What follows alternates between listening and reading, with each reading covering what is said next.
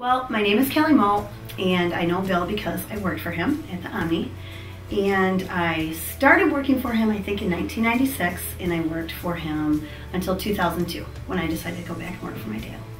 Well, first of all, I definitely know he cares.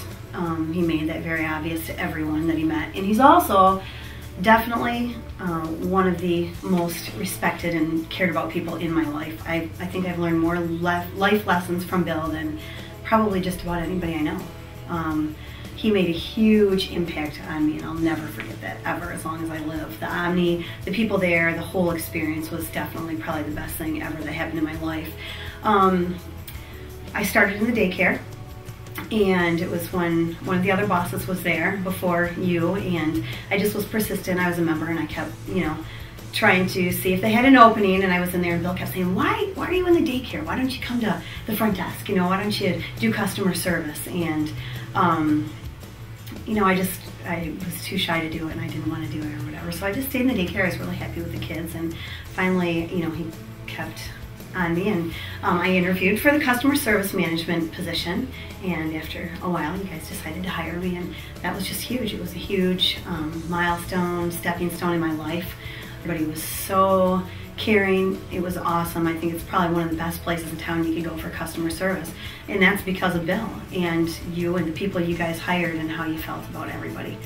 And one of the biggest things that I'll never forget, and I share with so many people every chance I get to share the story, is the tire story. And I don't even know if you remember it, but it's when I was going through a divorce, and I had a car with bad tires on it. And I went home one day, and somebody came in the house and said to me, when did you get new tires? I'm like, I didn't get new tires. What are you talking about? And they're like, no, yeah, you did. They're new tires. I'm like, I did not get new tires. I've not gotten new tires. And I said, well, the tires are new. I had new tires, and I had no idea how I got them or where they came from. No one ever said a word. But after, thinking about it for quite some time, I figured Bill probably was the only person that would do it. And when I confronted him, he didn't want to confess, to it right away.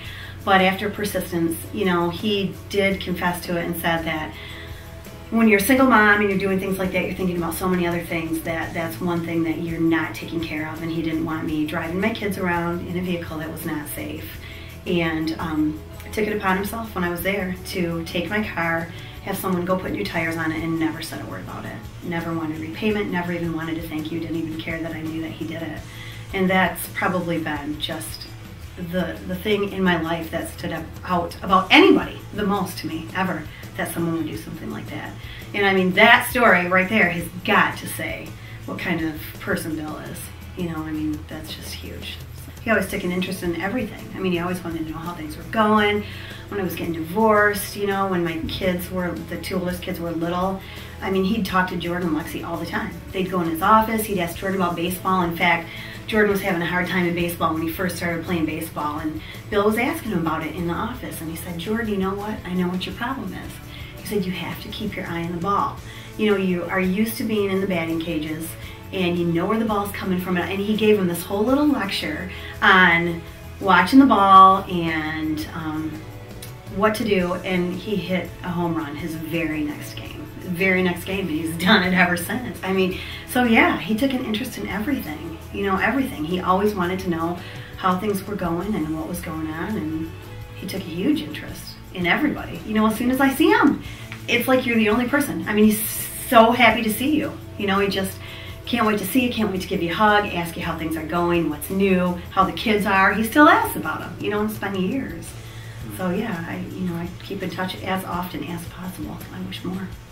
Well, as a friend and an employee viewpoint, I can't think of anybody better, honestly, for any kind of job in that. I've always thought, in fact, not to make him sound like that he's perfect, but I've always said Bill Cooper's like King Midas. He just really, he just has just a great view on what will work, what won't work.